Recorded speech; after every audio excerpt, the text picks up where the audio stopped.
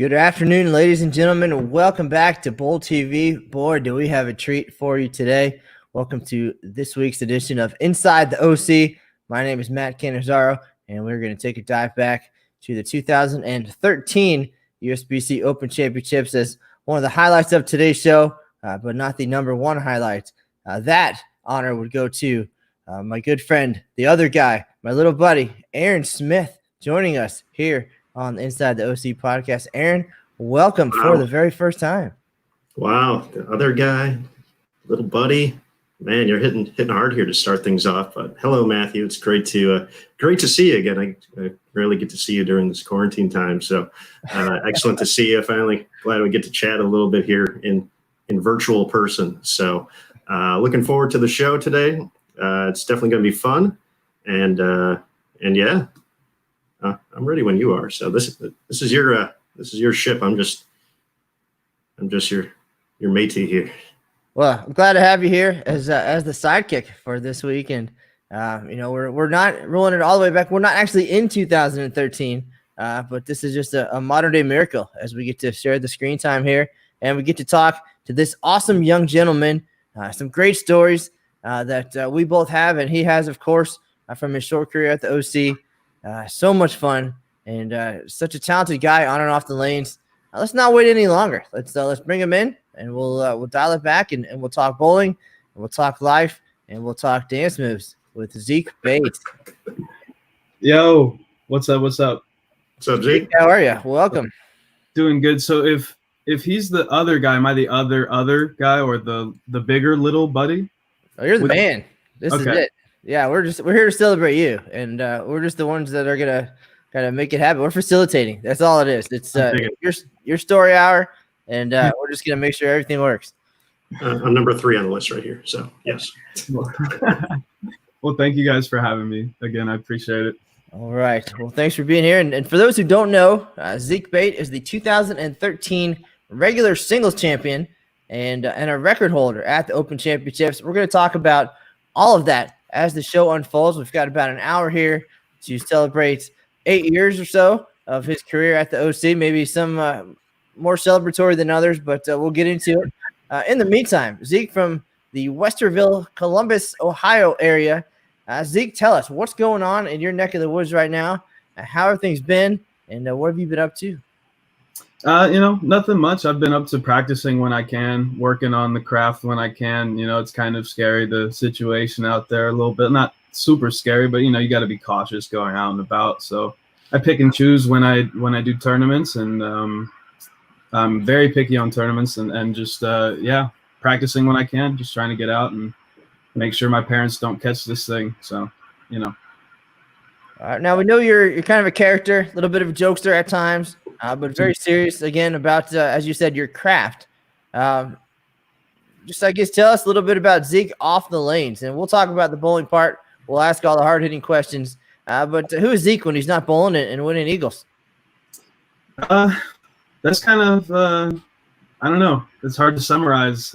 Mainly, it's just I try to do things that entertain me in various ways and push myself to learn in various ways. So whether that be in real-time strategy or writing stuff or creating stuff, like you talked about dancing earlier, stuff like that. Like I just enjoy doing things that stimulate growth in some way within my life and mind. So I do that, and music's a huge part of it. Movement is a huge part of it. I love playing basketball. I love dancing, obviously. I love just doing things. And, when I'm not doing things, I love not doing things. So it's, both sides, So in that regard, I completely understand. And I actually was able to touch my toes earlier this week. So a small victory there for me. So baby steps for this guy. But next. Looking at where you come from, and you mentioned, kind of what you're up to, but your area is not only is really a hotbed of Eagle mania, really, over the last few years. Some great success from Higgy's Aquarium, Brandon Novak, so many names from that area. But how is this possible? How are all of these great, talented players coming from this area? What is it? Is it the water? The lane conditions, what you guys do? Is it the tilt of the earth? What is happening? I mean, if I had to guess, it's probably just been passed down through generations of talent. I mean, Roy Buckley came from Columbus, Ohio, and Roy Buckley is a legend. And he, at least in my memory, he's really the first guy that I knew of from Columbus, Ohio, that was a superstar bowler. So he probably passed down a lot of knowledge to people who then passed down knowledge to other people. Bill McCorkle was a huge figurehead in the Columbus bowling scene as far as knowledge and info. And you had Jimmy Johnson and Chuck Tompkins, who went on tour and, did all that from Columbus and spread down information that way as well. And now you have, myself, Chad Roberts, well, Dan Higgins also, he's been around forever. So yeah, I know you just have a lot of talent and a lot of people that know what they're doing. So if you're observant enough in the Ohio area, you're going to learn just by watching this greatness. I mean, South, we have Jeff Fair and Ken Abner and stuff like that. North, we have, all the Cleveland greats. I keep naming people, but yeah, you get my point. But yeah. Now, based on that, when you joined us on our scene at the OC, you're 19 years old, an Eagle winner at 20, as we determined earlier. That's phenomenal. But what is it that got you going so quickly and to become successful at such a young age? Obviously, these guys, I'm sure, were all a huge influence on you. But at what point did you really start to hone those skills and decide now that bowling is what you wanted to do with your career? That happened in high school because I was more of a baseball player before probably my sophomore, junior in high school. Freshman, probably, I guess. I don't know. I was kind of into baseball a lot. I was, a pretty solid pitcher. I could hit pretty well with some power, and I was a right-handed thrower over a left-handed hitter. So stuff like that. But then in high school, something clicked with bowling. I can't really remember exactly what it was, but I just felt hard and was like, this is what I'm doing. I know what I'm doing now. So before that, it was like, I kind of want to be like a roller coaster designer. Like I love designing things. So I was like, I want to roller coaster tycoon was like a huge thing for me. So I was like, I'm gonna be an engineer. I want to design amusement park rides. And then it switched to professional bowling because I don't know. And then in high school, I spent just unlimited hours watching professionals fundamentals. So like just tried to learn from just watching videos. It's the same way I learned from dance, just watching people that did it amazingly, and then tried to take bits and pieces of what they did great and put it into my game through execution and practice. And so I just started doing that and kept doing that. As far as how I won so early, I'm just going to say it was the right time at the right place because, I honestly think I'm 25 times the bowler now than I was then. And, I haven't won recently. So I think it was, I wouldn't say luck because I threw a lot of really good shots. But at the same time, the lanes definitely went in my favor that day for sure. All right, we'll definitely get there. You mentioned a roller coaster designer, and we talked before the show actually started. And your OC career actually has been a bit of a roller coaster as well, and you've got some good stories to tell from the ups and the downs of that ride, and we'll get to it. But most recently, you're an active member of the PBA Tour. You're out there chasing the dream a little bit. You've had some success. You made a TV show recently, drafted to the PBA League. So all these things tell us that your career is on a bit of an upswing, perhaps, and now COVID-19 slows things down. Talk about where you are in your career out there, what you've learned, and kind of how you felt going into this whole mess, and maybe the bright side on the outside of it is going to be even better. Yeah, I mean, to be honest, 2020 has probably been the toughest year for me bowling wise in my career that since I've been a professional as far as bowling for a living. This year has been a whole lot of getting really close to doing really good things and then falling off hard for reasons that I didn't understand.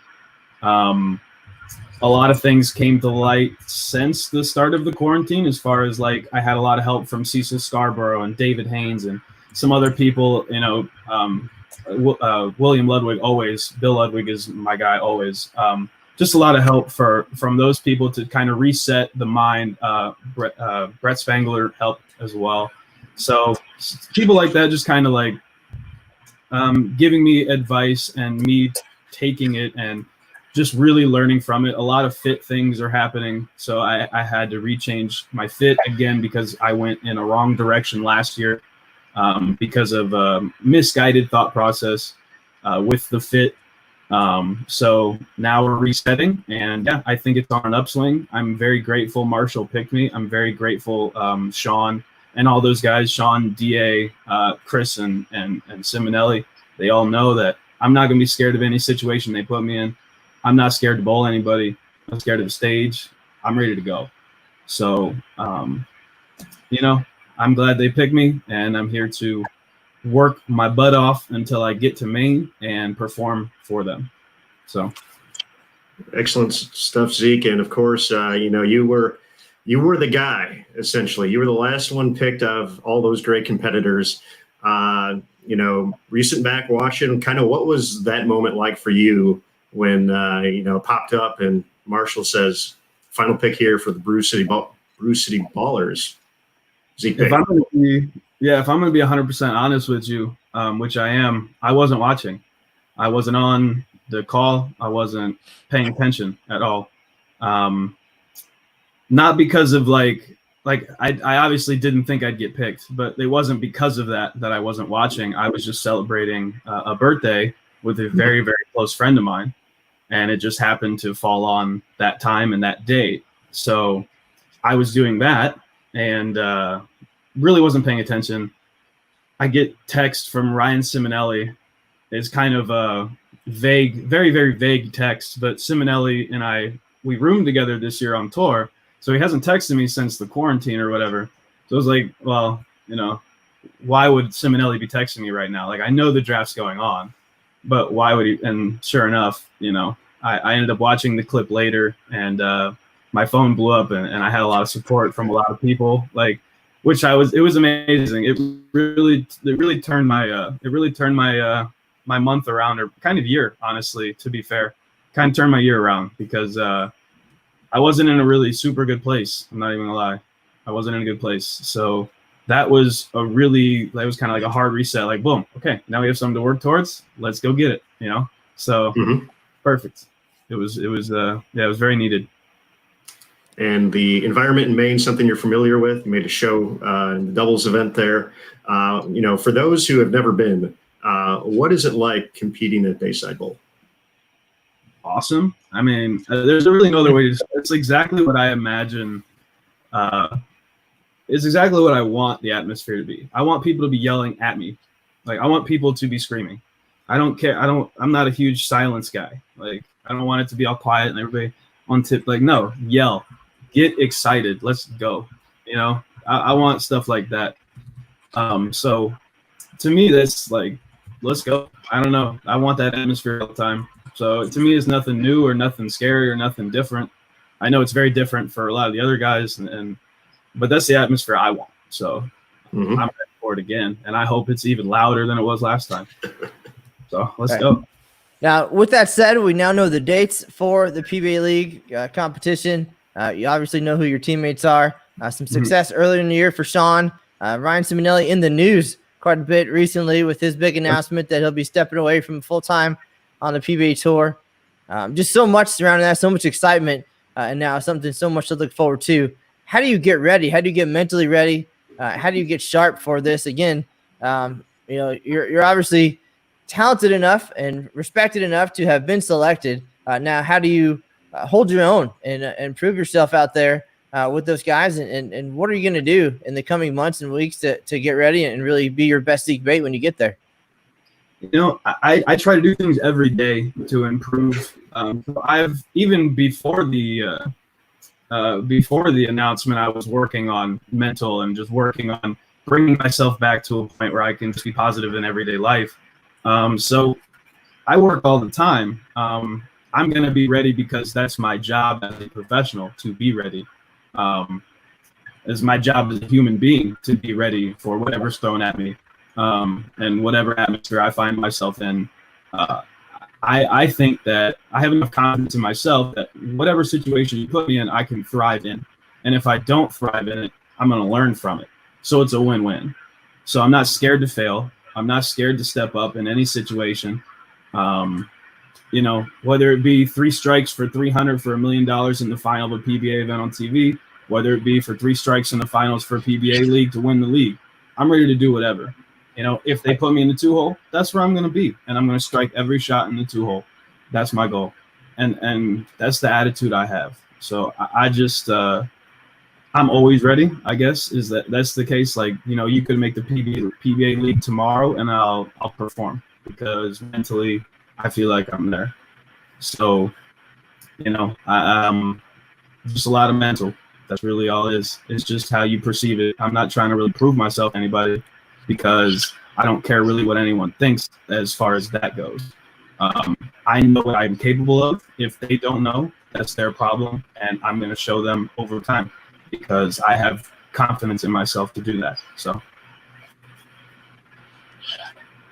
All right. Well, that's a very good summary and definitely some good advice for the folks out there as far as mental toughness and really just doing you. And that's it. And let the performance speak for itself. And now it's that time. We're about almost 20 minutes in already, Mr. Smith. We're going to get to it. We're going to talk about Zeke Bayt 2012. Zeke, you told us that you feel that now you're 25 times the bowler that you were back in 2013 when you won at the Open Championships. Your debut came the year before in Baton Rouge. Let's talk about that. You're a youngster, 19 years old. Again, we already established that you come from a very solid area of the country, great bowlers.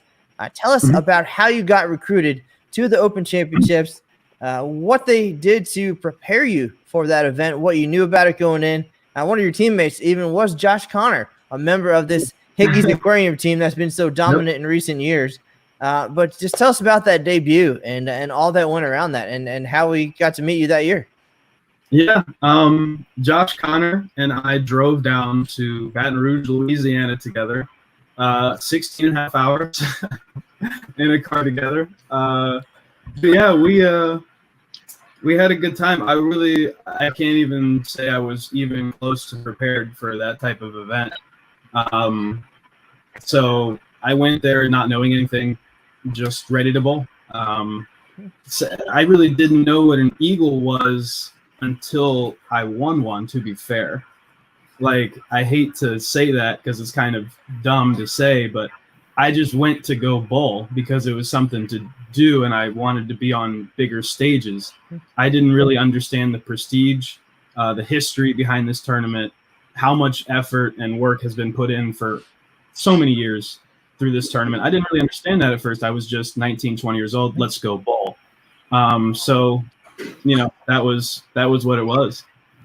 Well, the good news is you went. You made it to Baton Rouge. That's the important thing. That's the number one thing is to get there. And then we take over and we sell you on the experience. And you walk in, you see the venue. You got an awesome host city for your first time. A terrific venue. That place was awesome, top to bottom. So tell us about that. Walking in, you have the experience. You don't know what to expect. And as much as those guys could have maybe warned you, prepared you, sometimes that doesn't even really work. You have to see it to believe it. But you walk in and you bowled well. You had a great first year. 1888 was the all events total. Started with 679 in team. So on a very tough scoring pattern, a tough year at the OC. You dove right in. You took care of business. Once you got there, how did that kind of measure up to the expectations and walking out of there? You then became an ambassador, an advocate for the event because, of course, you had the experience and you knew what it was like to not be as informed. And now you can be the guy that goes and tells everybody all about it. That's exactly what it was. Like, I went there, had an awesome time, and then researched a whole ton about it and started learning about it and really understanding, like, you know, what it was as far as like later on in later years, I really started understanding what it was as far as how, like, just like you said, how much work you guys put in, how much work everyone puts into this event behind it. Like that's really what it came. You know, the first event, it was so cool to be on that stage, you know, and then the second event, the second time I went, that's when I really was like, holy crap, like this is a huge thing. So yeah, like Baton Rouge was an amazing experience. I wouldn't say I took it for granted, but I didn't. I wouldn't. The second time hit me harder than the first. I will say that, as far as wanting to know all about this event. So, yeah. So now, outside of Ohio, as a youngster, how much had you really bowled at that point? Maybe on a national stage, even. What kind of experience did you have before you guys hopped in the car and headed south? Not many, because that was before I even knew Harvey Johnson or anybody.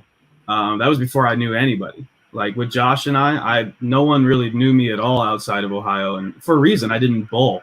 I only bowled in college for like 3/4 of a year. That's really the only time I really got out of the state. So, you know, yeah, I really started traveling the next year. That was, you know, when I started to make relationships and just have a more well-rounded experience as far as going to places and everywhere and bowling. Now, we did learn a little bit later on that despite having a great experience and a great performance in your OC debut, 2013 almost didn't happen for you. You didn't have a team, is my understanding, and you almost weren't even going to go. And then you lucked out, I guess. I think that's the best way to say it. And we had these gentlemen on our live stream schedule. What a talented group. And we'll let you tell us more about that. But wow, I mean, these guys, and to join that group had to be pretty humbling. Not that you weren't an up-and-comer, but they had established themselves collegiately with Junior Team USA on the PBA Tour. Solid group, and I think this was a huge springboard for you and your career. Oh, it was, absolutely. And yeah, Chris Hester and yeah, all those guys, you know, Brett Shepard, all those guys, awesome talents, awesome bowlers. We bowled a team tournament in Columbus together. I can't remember how it got together, but it got together randomly. I can't remember if I met Hester first or if I met Shepard first. I can't remember. It had to be Hester. I don't know. Hester's such an amazing person. But yeah, Hester, I think, invited me to a team tournament in Columbus, and I bowled with basically that team. And then we did pretty well, I believe. I honestly can't remember how well we did, but I'm pretty sure we did well, but we had a blast. Like, we had a really good time. So they had a spot on their nationals team that I believe was Greg Thompson's spot the year before. I could be wrong, but they invited me. Just like you said, I was humbled to go, and yeah, it was it was what it was. So you get to Reno. You have already experienced the Open Championships venue in Baton Rouge. That was a build year. The National Bowling Stadium is nothing like anything you've ever seen as well. Just a whole new first time, really, for you. And Reno, Aaron and I, one of our favorite places in the world to go to. And you went there at 20 years old, so you really didn't get a chance to enjoy all that Reno had to offer, which maybe was safer for the performance. I can say for my first time in Reno for sure. But just tell us about not only the team that you're about to bowl with, but walking into the city, the stadium, walking up that escalator for the very first time and just taking it all in and realizing, that, again, you had arrived. Yeah. Sorry, nostalgia's like going crazy. I forgot that was the first time I met Craig Nidifer and Kurt Pelon and Andrew Burke and Brandon Dale, like Chris Pitt. Like, that's the first time I ever met all of those guys. It's nuts to think about how close I am with Craig and Kurt and Andrew now. And Brandon's a real, like, I haven't spoke to Brandon in a little bit, but I'm Brandon's awesome. But yeah, what was the question again? I'm sorry. We're just asking about just being in Reno, seeing the stadium. I mean, you're already knowing that you have to bowl with these guys and the pressure there, but to almost re-experience the first time at the OC in a whole new way. Yeah. That was that year, because of the National Bowling Stadium being with the history and the Hall of Fame there, and like you can go and like that was really where it clicked, where I was like, oh, this is a huge deal. And like that stage is a huge reason of that, the setup and just the whole city coming around that event for a period of time is incredible to see. And yeah, I was amazed and had an amazing time. So, well, that year, also the first year of 2 oil patterns at the Open Championships, fresh oil for every squad. You guys bowled well in the team event. You bowled well individually, but then it was time to reset. New day, new pattern, just a kind of a new mindset. And this is almost where Aaron Smith gets to take over and tell the tale of Zeke Bayt's coming out party. But you come back the next day, and of course, you guys, I'm sure, were happy with the performance the night before. And you get right to it. Doubles, it goes okay. 6-11.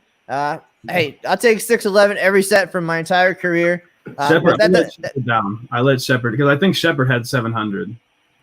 6-11 we know doesn't win Eagles, but then you did the right things. You had the right conversations. You made the right ball change that turned things around 100%, and then it happened. Again, remember, you're 20 years old. You're at the National Bowling Stadium for the first time. You're surrounded by guys who have Eagles, who went on to have great success in the years to follow, and then all of a sudden, you're the guy. Spotlight's on you, and Aaron Smith is there to watch you bowl your singles event.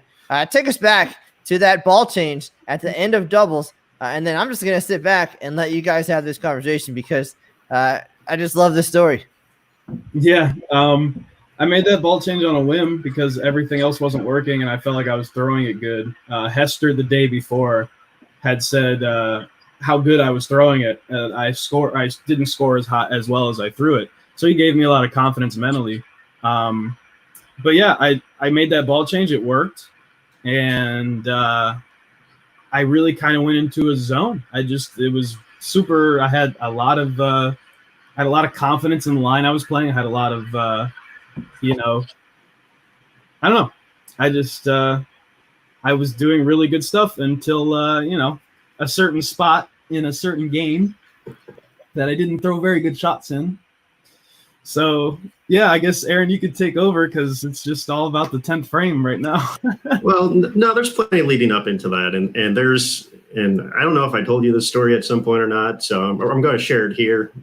And maybe a few of your teammates, I don't know if they're watching, may remember it. But,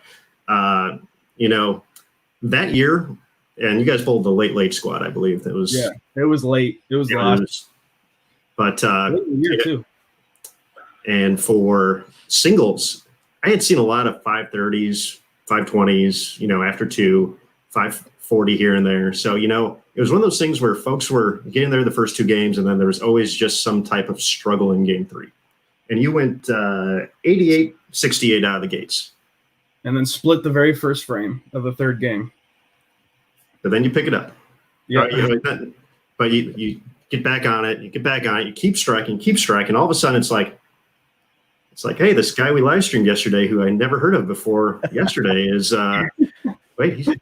he can do this. So, of course, this is 2013, and we don't have our cell phones being all cool and Facebook Live and all that good stuff. Right.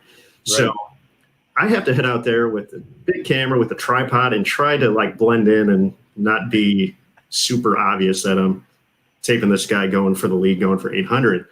And the one big moment that I remember that will serve as some foreshadowing in the weirdest, strangest way. And it came from Kurt Pelon, so maybe it makes sense. But your companion team only had 4 in their pair. You guys had 6. Yep. And they had finished up already, and I was kind of camped out on their pair waiting for you to go up and bowl each frame.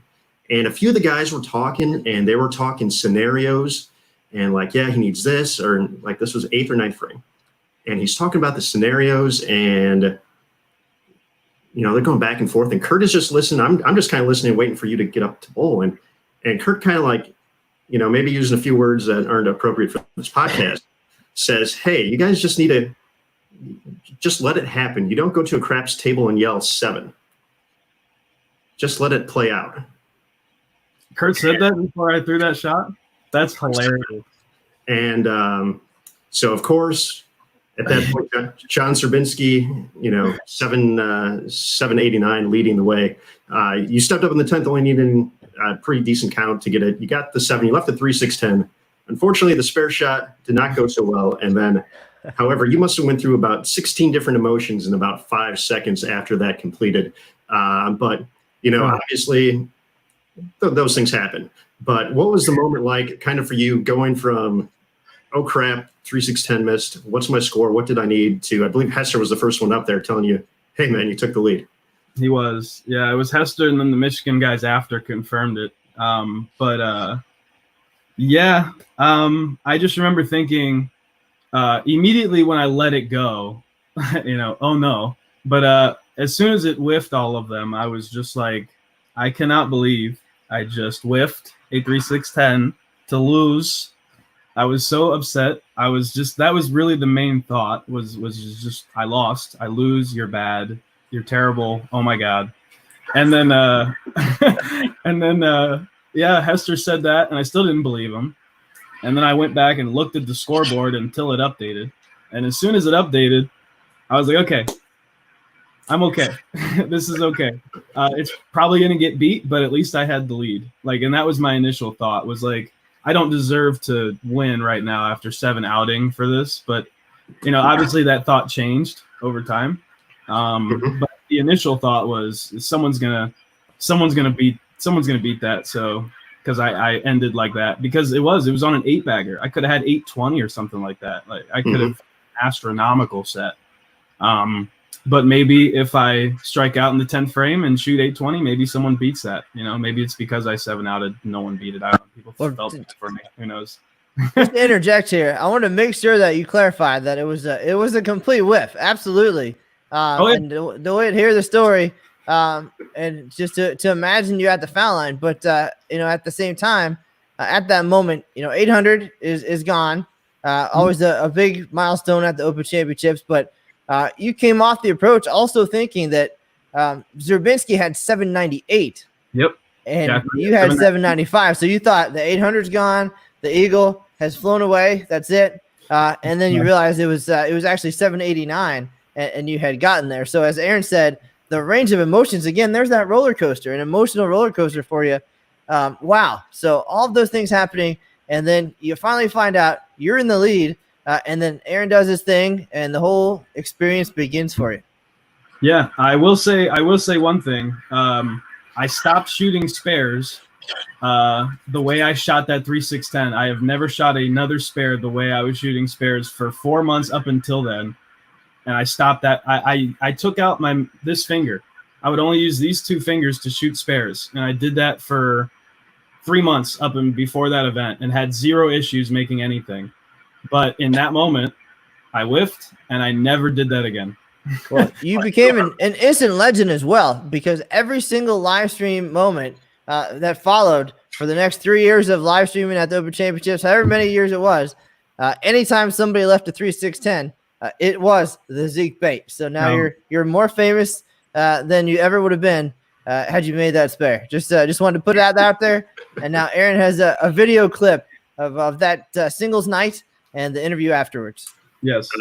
Yes, this was right after. So this is a baby-faced Zeke Bayt. None of this scruffness. This road veteran. Come on, kid. Come on, boy. Yeah, boy. Well, the lanes definitely blended out nicely for especially the ball I was using. I was using a pinup ball with a little bit of surface. It was a DV8 Marauder. I'm staffed by DV8 as well, so shout out to them as well. But it blended very nicely. So I had to stay away from the earlier hook and make sure I got it through the heads enough to where it wasn't going to be over/under on the back end. And as long as I kept it in tight and stayed firm with it, it was going to hit the pocket. It just stay firm with it, struck or not, and it struck. It would be huge. It would be the biggest thing I've ever done, for sure, obviously. But at the same time, I've always wanted to kind of prove myself in the bowling world, and I feel like if I were to do this, and get the Eagle, it would kind of have something that would, I could be proud of. I could really just say, I did well for a weekend. I put 2 and 2 together for a day. So you'll notice there we had a very compassionate video guy at the time, Matt Lawson, decided not to include the 3-6-10 and only focus on the positive parts of that day.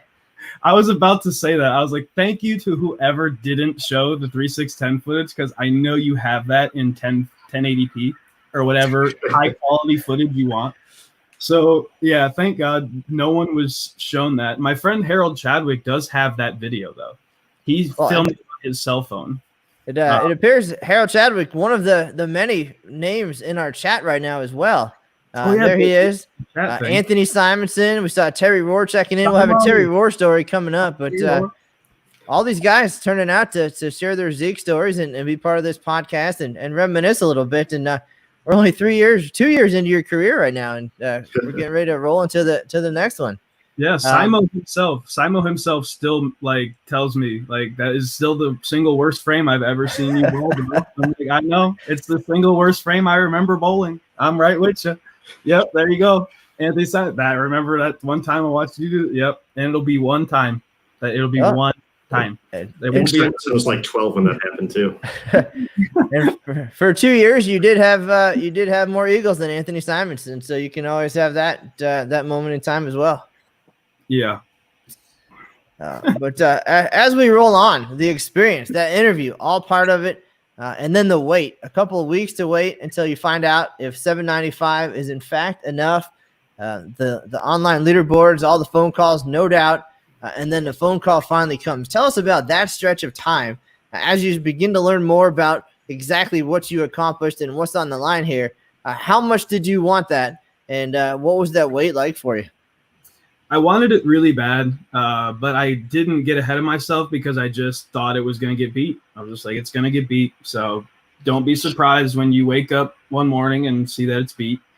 You know, the way you ended, it should probably happen. So you're going to get beat. I do have to shout out Blair Blumenschad because during that whole time, she kept me a lot calmer and a lot happier. Just like, she's like, dude, look, like, you did amazing. Like, look at this. Look at the, love that you're getting. Look at, like, she made me remind myself of the positives and just, keep a very neutral head about it. So I didn't get too down or too up either way. When the phone call happened, I was actually at another tournament called the Cochrane in Pittsburgh. And the phone call happened like in the middle of match play. So I had to go outside. Our timing is great sometimes. I know. I had to go outside and take the phone call and just like super happy, like, yay, awesome. Okay, I gotta go bowl. Like, it was super cool. But it was kind of just like an analogy for my entire life. Like, something great happens, but I also have to keep working. Like, it's a nonstop thing. It's not like I've never really given myself time to celebrate my successes because my successes come as a result of the work. So if a success happens, I just need to work more because then more successes will happen. So that's the way I think about successes, I guess. I don't really celebrate them as much as I just, it rejuvenates me to work even harder. So. Right. Now, as soon as you put down that phone, obviously you go back, you do your match play and finish that event. But from that moment, you're now the defending champion at the Open Championships. So the preparation has to begin. It has to be in your head. Next coming is the Eagle presentation. Maybe that's the moment this all becomes real. And then you're getting your team stuff situated. And then 2014 is right around the corner. But to hold that Eagle, to finally get that, is that the moment this clicked for you? Or was it when you get to the event in 2014 with, once again, a brand new team? How does a guy win an Eagle and then have to find another team? Tell us about that. There was a disagreement between me and the previous team as far as some of the stuff financially. So that happened between me and the prior team. The other teams that I bowled with in the future, they were just, friends. Like, so I just wanted to go and have a good time, period. As far as the 2013 experience, like when it clicked for me, it clicked as soon as I saw the name in the number one spot on the scoreboard. That's when I was like, big deal. Cool. This is a big deal. Like, and then that's, like I said, that whole trip kind of helped me learn the history and helped me, understand how big this thing is. So then combine that with the fact that I just had this thing that's called an eagle. That's nuts. Like, I'm in contention for this. So this eagle goes back this far, and these people have won it. And oh my God, like, there's so many amazing people on these leaderboards and on this names, and there's so many amazing people behind the scenes that I just dealt with, like you guys, and I just met, and like, holy crap, like, I can't wait to keep doing this stuff. So yeah, that's really where everything clicked, was just that whole experience as a whole, that whole 2 months of, or not 2 months, a whole month of doing it and then waiting and then hearing. That's really when it clicked. It was like, okay, sweet. So now I'm bowling for a living. Let's go, Fair enough. And as much as I really enjoyed the 2013 story and all that comes with it, obviously there's a title defense in 2014, and I'm kind of partial to this one as well, not only because it lasts what felt like the longest 2 days in the history of sports, but because I got to personally be a part of it as well. I'm not going to bore the crowd with that story from my perspective. I'll let you guys take that over, but you're coming back to Reno in 2014, a special place for you already. Of course, you get to go back to the scene of the crime there and put that title on the line. You up the escalator once again. There's a giant banner, 20 feet long, says Crazy. Zeke Bayt, regular singles champion. Goosebumps. It's pretty awesome. We get to look at that every day. But at one point, you get to see that for the very first time. And then eventually you get to see the word champion next to your name on the scoreboard. But you walk in, there's the participation wall. Your name's on there as a champion. You're checking in. People recognize you. Your face is in the program. This is it. This is title defense time. You got yourself a brand new team. As you said, some friends. And again, Terry Rohr is in the chat. So looking forward to hearing some of this story. But this one is awesome too. I love it. And again, it's a 2 day long story. And it's not going to take me 2 days to tell it because you guys are going to. But Zeke, take us to 2014. You are ready. You're prepared. You've got your team, your equipment, you're set, you're practiced. You're in the middle of your sport bowling high average career season and all the whole deal. Right? You are ready to go. Tell us about going into 2014. Same thing. Like, it was just like, let's go bowl. I really don't feel, I guess I never really had felt that preparing for that event by putting the pattern out at your local center was good practice, because to me, you just get a false memory of what this pattern is supposed to be. Anybody can put any pattern out at their home center and break it down to their own specifications and just make it the easiest thing ever if they know what they're doing. So the preparation was just mental. Like, it's always mental. It's always strategy. It's always stuff like that. Like, I didn't have, I had a horrible single set, or not horrible. I didn't have a very good single set that year. But at the same time, like, I was a better bowler. I won more that year outside of that event than I did the year before. I didn't have, like I said, I couldn't defend my title or even come close to it. But I learned from that because my strategy wasn't the best. So, moving forward, I just changed the strategy to dictate, or I changed the thought process behind the strategy to dictate per year what I want to accomplish. And if I don't accomplish that, then I readdress. So now we'll talk about the actual title defense and those 3 games of that 2014 event, but we want to hear the real story. The story was how we got to that point, and it starts whatever night we bowled, team event. It was the days before with guys coming from Las Vegas and Michigan and Ohio and from all over the place.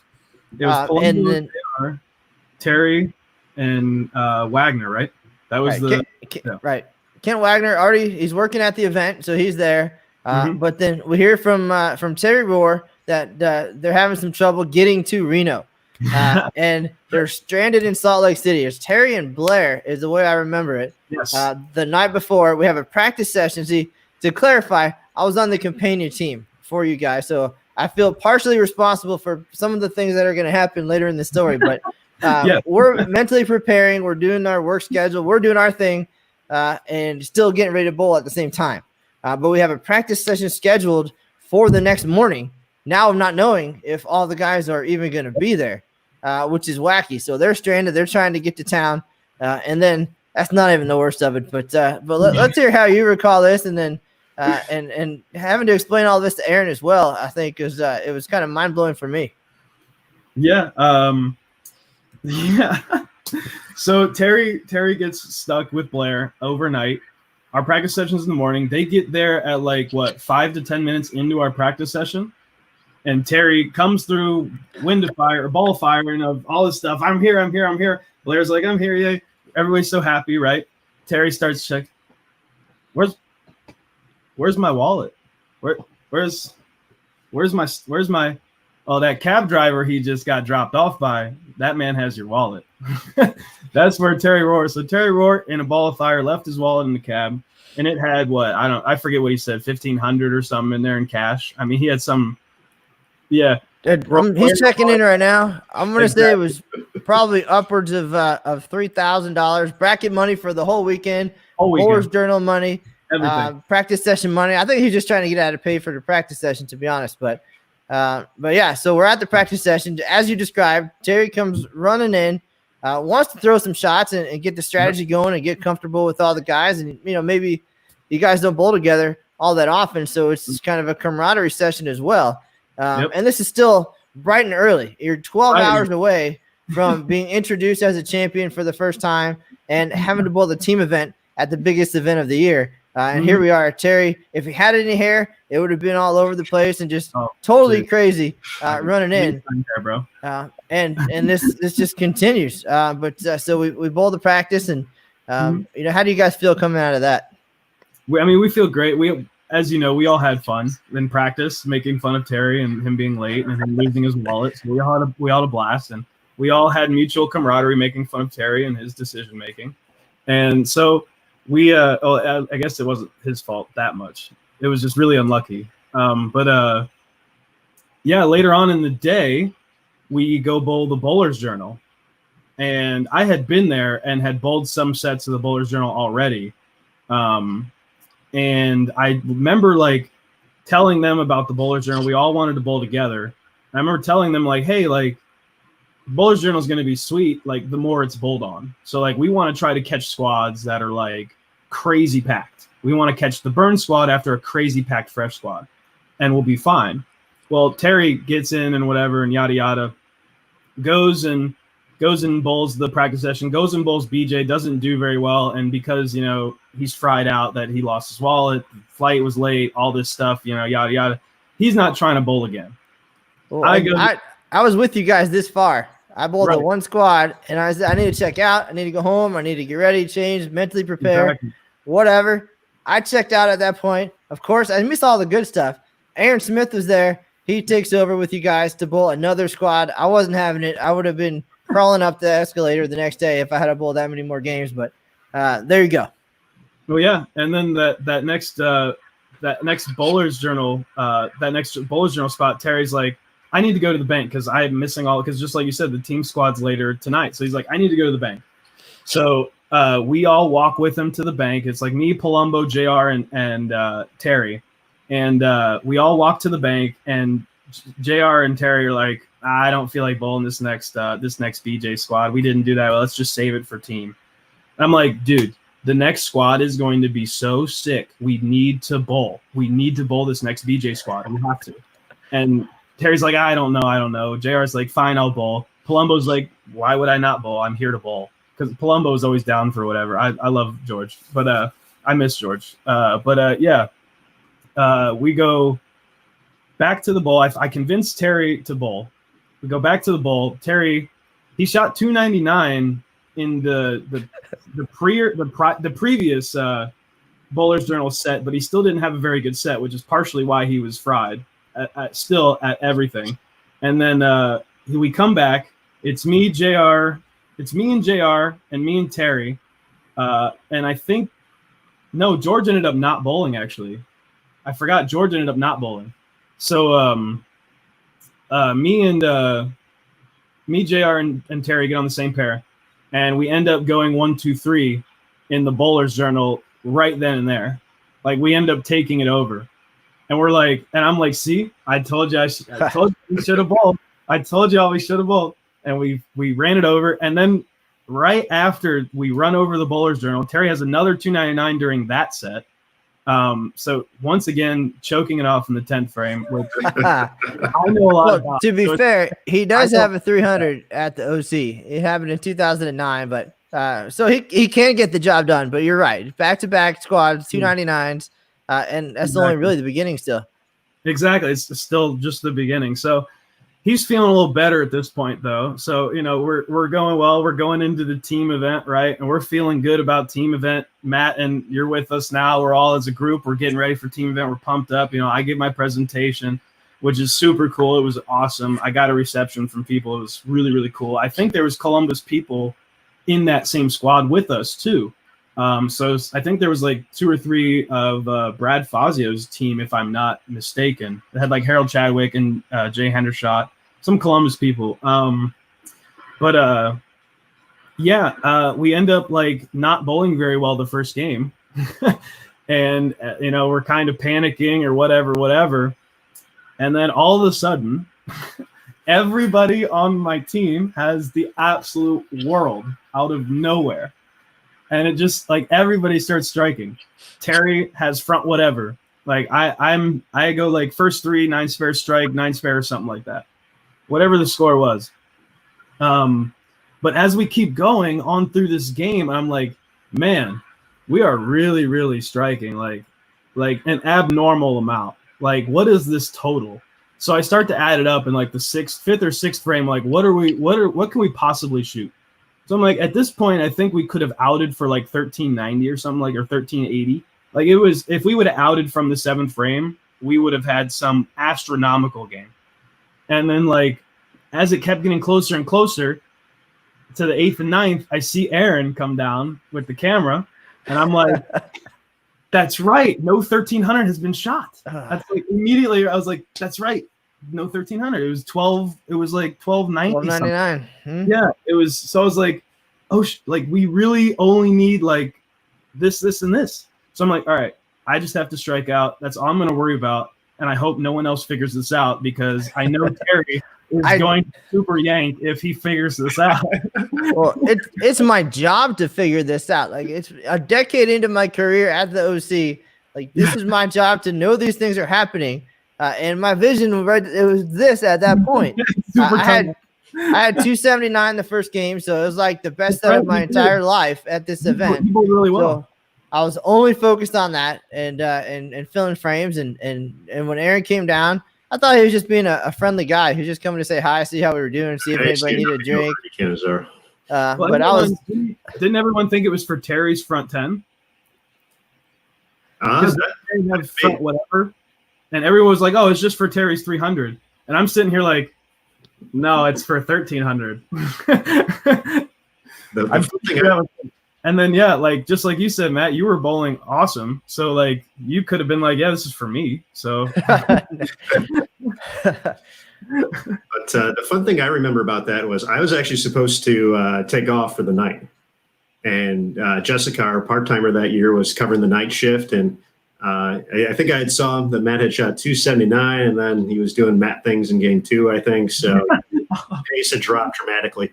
And I know there's a photo somewhere that Matt took of actually you and I, Zeke, chatting against the back wall there at the stadium against the grandstands as you guys are striking. But I'm basically doing the same math you were, and I'm like, wait a second, this is because I was there when they had the 1299. They had like 28 strikes in a row as a team, something ridiculous like that.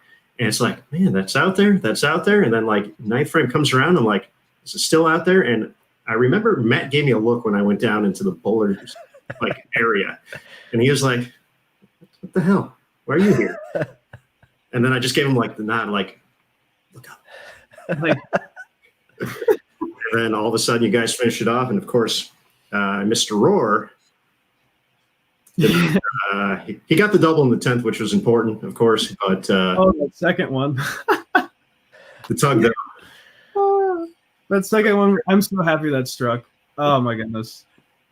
And you hear, if you watch that clip back, you hear Harvey Johnson in the background go, "Oh God!" It's so great. and it just goes. Well, Terry did get that double. First 1,300 in tournament history. It was awesome. Once I realized what was happening, it was awesome to be a part of it. But as we talked about earlier, Terry and his new nickname at that point, Captain Philball. He eight counted on the final shot. So in that day, 299, 299, and 298. Yep. Even though he found his way to the top of the standings at the Bowler's Journal and a record score at the OC. Still, I think forever will be known as Captain Philball, no matter what he does the rest of the way. And then, Aaron, did you end up leaving, or did you stuck around and you did some of the things that we do? I did, because I kind of helped with this because you were bowling double shift. You were following it up right after that, I believe. So, well, the reason being that we were going to live stream the defending regular singles champion the next morning. So I couldn't be on his pair of lanes bowling doubles and singles while live streaming. So me and Kent Wagner decided just to bowl back to back. We bowled doubles and singles later that night. So this day that started with the 8 a.m. practice session, it's already getting close to midnight, and we're getting ready for the doubles and singles squad. So of course you stuck around and you did the interview that you're about to show here, talked to all the guys, started working on the story as I headed back to the squad room and threw a couple dollars in for brackets, knowing I was already loose and ready to go and the whole deal, and new pattern. And 6 more games coming up in the middle of the night there. And I was ready. I couldn't have bowled 2 days in a row. So bowling all 9 in a row was the best way to go. But that was because we had the live stream coming up the next morning. But let's take a look at that record performance. And then we'll talk about the rest of the night and the next day.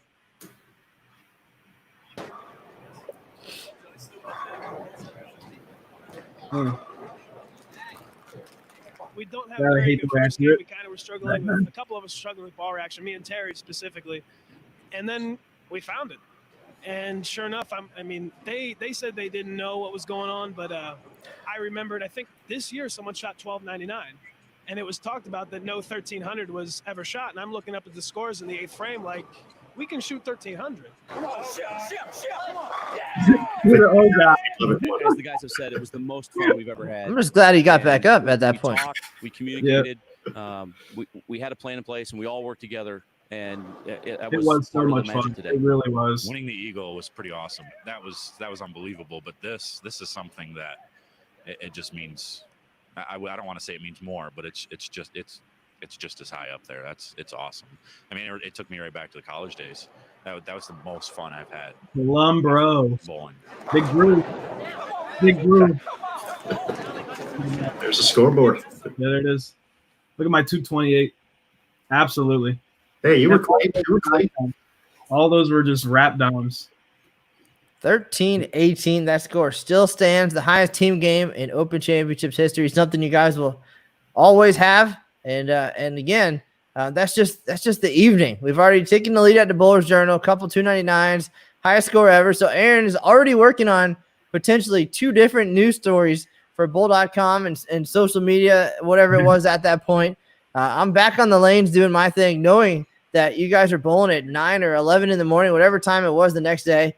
Of course, we had a fire drill that night as well. The fire alarm went off, so we stopped bowling for a little while. That's right. But it was a lot of fun. I bowled well, so I was happy going back to the office.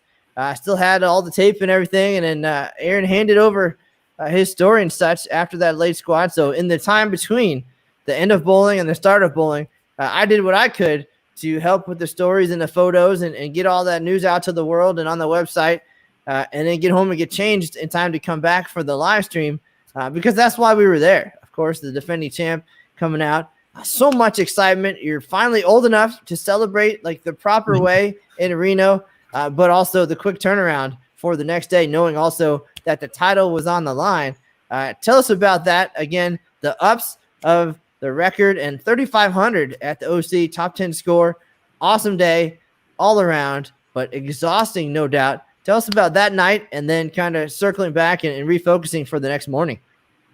I didn't celebrate super hard. I remember I didn't get wasted or anything. I don't know. That's not my kind of celebrating really. But I just had went to sleep and went down and chilled and woke up the next morning feeling like I was going to shoot a huge number and, didn't.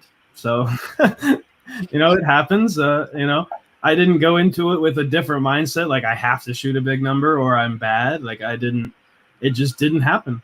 Different patterns, different circumstances, different lane breakdowns, different transitions. There's so many factors to what goes into a good score at any given time. Good decision making. Potentially I didn't make as good. Obviously I didn't make as good of decisions as I could have made. So yeah, I wouldn't say the score is reflective for how good I bowled, but at the same time it is. So Now you started that set with 196, so it was over at that point already. Then it was just about enjoying the experience. 826. Lewis Jenkins Jr. was the leading scorer. Another story there for another day, but he had 520 in doubles, 820 in singles. Didn't even move, and it was just a phenomenal story. But he gets there, he takes the lead, so sets the bar quite a bit higher than you had experienced the year before. But it was quickly over before for the back-to-back titles. But you did say it was a positive experience all around. You learned a lot about the event, the prestige, the experience. And 605 isn't really a bad score either. And you got to celebrate so many great things. But as you're leaving 2014, just tell us the thoughts and feelings and how you're a different guy than you were a year before. I don't know. Like that was, 2013 was my real first year bowling for a living as an amateur.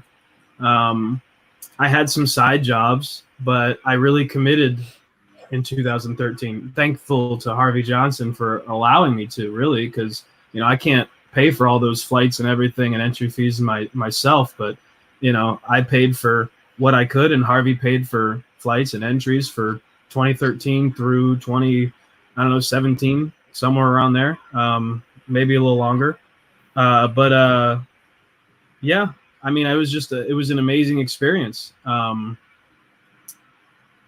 I really, every experience I've had, I've grown in some way. So in that way, I just, having more success, understanding why we had success, understanding what was in front of us. The lane conditions were very favorable for high scores that year. So we took advantage of that the second game of our set, and our team set was pretty good too. If we had a better first game, we probably could have contested that 3,700 that was shot, but we didn't. So that's all great. And shout out to that 3,700 that had some friends on it as well. They bowled awesome. Like that's phenomenal and probably will never be broken. So awesome for them. So yeah, I just, everything's circumstantial. Everything has a reason for happening, I think. So it just, I didn't have a great set the next day. I learned from it, I'm sure, in my decision-making going forward. And it's led me to 2020 Zeke and along the way, it's just, picking up all those infos, all those good infos, bro. Aaron, before we talk about post 2014 Zeke Bayt, did we capture kind of all the highlights from those couple of years and from your perspective? I believe so. Yeah, that was a whirlwind 2 years. Obviously, we talked about the Bowlers Journal squad. Just some of those scores to put it in perspective. JR led the way with 779. Zeke, you had 755, and Terry 748 all in that set. So, yep. Zeke, obviously, you had been seeing the lanes the right way and knew that was the time. And way to talk Terry into it. So I was so happy. I was so happy when he said yes. I was like, yes, this is the set. And he's like, you better be right. And I was like, 1, 2, 3, baby. And just to clarify as well, going back to 2013, the Bowlers Journal Championships is contested on the doubles and singles oil pattern for the Open Championships. And in Reno, it's right next door on the high side of the venue. So it couldn't be more similar than what you were going to experience at the actual event. But confidence-wise, coming out of that Bowlers Journal set, did you think, were you thinking 827 that it was possible? It was out there. You're like feeling pretty good about your look on that pattern? I mean, I go in with the philosophy that 900 is possible. So, I mean, anything like 827, I was like, yeah, it's super beatable. Just have good decisions and have some things go your way. I mean, you can't shoot a set like that without having something go your way. You're not going to absolutely razor 36 shots in a row. It's not going to happen. So there's going to be 1 or 2 in there. Even if you have an unbelievably amazing 900 set, there's still going to be 1 and 2 shots that get away, but still did the right thing. So really it's just about making the right decisions, putting yourself in places to succeed, and then having some things go your way to be able to reach that sort of pinnacle. Obviously, I didn't do that. I shot 600, so I didn't do something, or all three. I didn't do as optimal as I could. So, and that's really all bowling is in any event. You just go in with what you think is optimal. And then if what you think is optimal changes throughout the course of the day, you adapt. You adapt with your strategy. You adapt with trusting yourself to make those decisions. You trust yourself physically to make those shots with those decisions. And things aren't always going to go your way. That's kind of it, just like post 2014 or whatever. I mean, I've had not very good years. So, it's not due to my lack of work or due to my lack of, if I didn't all of a sudden get scared of that stage, it's not like it's not anything outwardly. It just I didn't do the most optimal thing, or my setup, my strategy wasn't as optimal as it needed to be successful. And also things didn't go my way. So you did hit on the next couple of questions. Obviously, I was gonna ask. 3 years into your career, you've got the eagle, you've got the record, you've got the confidence, and another good year in Reno in 2016, and then kind of off the rails a little bit. But you just touched on that. How do we get back on track, I guess, is the big question. We now have an opportunity, and there's a look at your overall tournament record. But here we are. It's 2020. This event is going to happen. It's September 12th is opening day through November 22nd. We have every intention of being in Reno for the OC. You've got some time to get ready. It's kind of in the window of the PBA League as well. So no doubt you're going to be as sharp as possible. But will we see you in Reno in 2020? Are you scheduled for event number 9? Yes, I am. I don't know the dates. I need to check exactly what dates we're going, but we are scheduled. And yeah, like you saw how bad the Syracuse year was. So just like at that, everybody's going to have that type of year sometimes, So, well, maybe not everybody, but I did. So no excuse. It just happened. That was what a crazy week that Syracuse week was. Oh my God. But yeah. So anything that's Bowl TV appropriate, or should we save that for another day as well when we're not on the air? No, it's Bowl TV appropriate. Absolutely. It's just it sounds like it's going to sound like I made it all up, to be honest. Like it's not inappropriate, but it was just a trip from HE double hockey sticks. It was just a bad trip, but it started. Do you want me to tell the story? Do we have time? It's not a super long. It's the internet. We have all the time in the world, True. And we're still about 40 minutes short of Aaron's last podcast, so we got plenty of time. Oh man. So I'll tell the story, I guess, of Syracuse. Oh my goodness. So this trip started with me and a very close friend of mine named Ryan Ashby. He's still a very close friend of mine, brother to me pretty much. So we go to the Cochrane. Funny enough, we go to the Cochrane that year in Pittsburgh, and that's what starts our trip. We were going to Pittsburgh, then driving from Pittsburgh to Syracuse, then driving from Syracuse to Dayton because the Proprietors' Cup was that very weekend. So it was like weekend, Nationals weekend, and that was the trip. So we go to Pittsburgh. We have a really I bowl super good in qualifying. Ryan bowls good in qualifying. I end up losing in the second round of match play. Ryan ends up making the top whatever. He ends up top 6 or he bowls amazing. And I'm ball repping him / cheering him on. And we walk outside after a break or whatever, and it's nighttime. It's late. And this is the day I think the night of we're going to drive to Pittsburgh or we're going to drive to Syracuse the next day or something like that. I can't remember the exact timing, but we walk outside to see this green electric explosion. There's a snapping noise and a green electric explosion. If you've ever been to the Cochrane in Pittsburgh, the bowling alley's in basically a cliffside. So the road is on a cliff going down, or not a hillside. So on a hill going down, a whole bunch of trees and everything around it. So you hear the snap of a power line, green, electric, just this green light illuminates everything around you, and just snap. You hear crashing and a car. You hear just the car crumpling. All right. Immediately after, we hear screams. So me, Ryan, whoever else was outside, I think Ari Wilson was outside with me. Whatever. We immediately run over to there, but we have to get people to not because the power's now out in the entire area. The power's out in the bowling alley now. Everything's out. So we have to get everybody to not touch the power lines or whatever. So it ends up. I'm sorry if she doesn't want this to be shared. I don't know why she wouldn't want it to be shared, but it was Kayla Bandy. Kayla Bandy's car got the tree collapsed onto it. So a tree broke, snapped a power line, and then collapsed onto her car, which was driving back to the bowling alley. So we go So we go and we go and make sure everyone's okay. Everyone ended up being okay. But we made sure we stopped the cars and everything, yada, yada. They get the power back up after however long the next day, because this was the end of the night. That's right. The next day was match play. So we go do the match play thing. We drive to Syracuse. I end up in Syracuse. I end up having some decent bowler's journal sets. I end up bowling okay and the other stuff around it. And I bowled really good at the Cochrane. So I go into nationals. That set, I'm going to have a really good set. No. So I end up big fouring every shot. Literally everything I did, no matter what I did, split. It was either a 2-8-10, a big four, Greek church. It didn't matter if I wasn't dead flush. And even when I was dead flush, I 4-9'd. It just didn't matter what I did. I split and I split and I split and I split every single frame of every single game.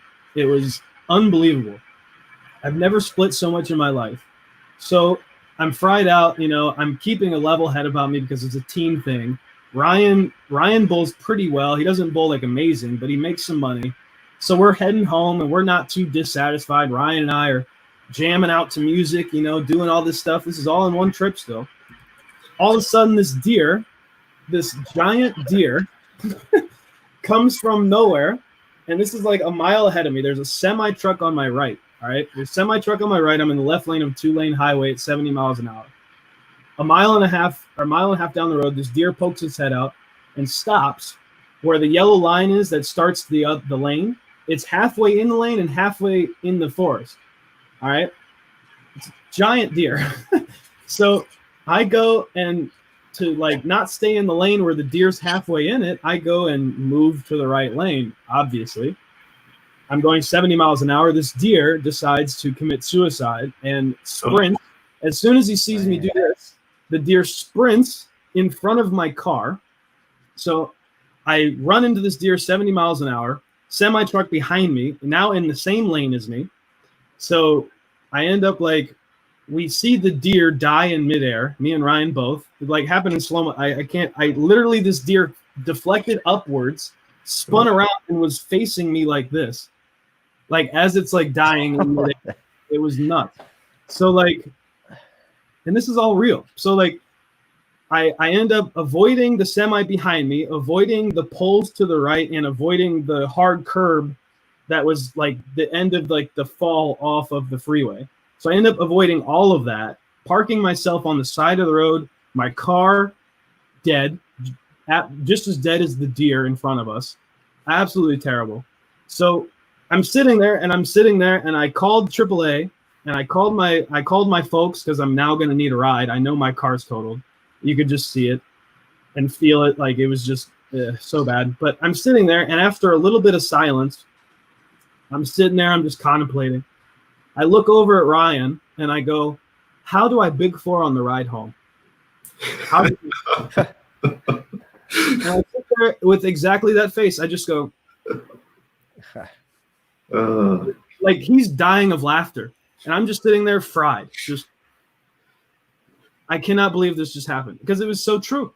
I literally spent a week big fouring and then trying to drive to the next event. I big four driving. How does that happen? Well, we often do say that some of the best stories from the Open Championships happen off the lanes. But now, again, short career, you have to weigh here. What was more memorable for you in your Open Championships career? Winning the eagle or winning the deer? I mean, they both make terrific stories, and that's the best part. That's what this event's all about. I'm going to say the eagle because it was far more profitable. One didn't total my car, and the other one did. Fair enough. And we went to the Papyrus Cup, and the cool thing is it does end on a happy note because I bowled really well at the Papyrus Cup that same weekend after I end up like getting home after Syracuse the night before the Papyrus Cup. I ended up getting home at like 5 a.m. because I stayed pretty much in Cleveland with Ryan until 2, 3 a.m. until my friends could pick me up. So unbelievable. And then, yeah, I ended up like throwing a late 7-bagger at the Papyrus Cup to make the cut and make some money there. So like it ends on a happy note, but like, yeah, it was nuts. And like, you can ask Ryan Ashby too. He'll tell you this is all true. This, like everything you just heard happened as is. It's nuts. So yeah, it's an amazing story, but not like a, man, I'm so happy that happened to me story. Certainly. It's one of those things after the fact you can sit back and laugh about, but yeah, while it's happening, not so fun. No, that was it. Now I can really laugh about it because it was just and it's just like the time I got hit by the limo in Vegas. Like, I just have these dumb stories that happen out of nowhere for no reason, and it just is what it is. You know, I have a ton of stories like that. So, well, and a perfect segue now. You mentioned early in the broadcast about the Open Championships, your first time, not really knowing what to expect or the event. But now you have all of these stories to use as recruiting tools because who wouldn't want to be a part of all of these events and the Open Championships? But now that you've had the success, you understand the procedures in the event, and you've had these amazing road trips. What advice do you have for the next generation of Zeke Bayts? The 18-year-olds, 19-year-olds who are ready to come to the Open Championships and to be able to find the balance between the fun and the entertainment and going out there and knocking down more pins than anybody else. That's it's all up to the individual. People's minds work super differently. I know mine does. So I just say celebrate yourself. Find out what makes you so good, and also find out what makes you not good. Work on the not good, perfect the good, and then you come out to be a completely wholesome, decent person. Like, no one's ever going to be amazing 100% of the time as far as bowling, personality, kindness. It doesn't, like, people are going to slip up. If we have understanding, compassion, and just be real with each other. Like, don't be real, or don't be afraid to be real with yourself. Don't be afraid to be real with your friends. Be real. Don't build something up that doesn't need build up, but also don't tear down something that doesn't need torn down. Just try to be as logical as you possibly can be. Try to work as hard as you possibly can, and do what you can. The limits you put on yourself are just that. So, now all of that said, your career spans just 8 years at the Open Championships, but between the Eagles and the endless deer jerky, what is it that brings you back to the Open Championships every year? Can you pinpoint the one or two things that you just absolutely love that make you want to be at this event every year and make you want other people to join you there? Absolutely. Obviously the workers behind, the people that I've met behind USBC, like the Akis, like you guys, Chipaki, and like those people, like meeting all of you people is exactly why traveling and bowling these big events are so amazing. You get to meet people, you get to do different things, you get to learn different things, you get to experience. And experience is a huge part of life, and just what makes you is your experiences. So to me, what keeps me coming back is because, I'd like to win again. I also just enjoy the event, period. So I go there to win, but also to enjoy. If I don't win, I try to enjoy. If I don't do either, there's next year. So that's the thing, is just, there's always another tournament. There's always something else to do. But at the same time, I don't think the USBC Open Championships is one that you can routinely miss and still say you get really good experience bowling. Like, you can't not bowl the Open Championships unless obviously you're like, they don't let the top whatever pros bowl. But like, as far as the regular, the regular masses, you can't go say you have great experiences worldwide while bowling or nationwide while bowling and not bowl the Open Championship. So that's the thing for me, is it's just an amazing experience. So, yeah. Well, just to clarify, everybody now welcome at the Open Championship. So no matter how good you get, we'll still have you. We'll still look forward to seeing you every year. When did that rule end, by the way? It's been a few years. 2017, some shifts there. All good. That's what we're here for. We're here to educate and celebrate and reminisce. And that's awesome. Wow, what an hour, Aaron Smith. Zeke, as we get ready, we already heard what's kind of coming up next for you. Is there anything that you've really missed being able to do and see over these last few months, being trapped at home for the most part?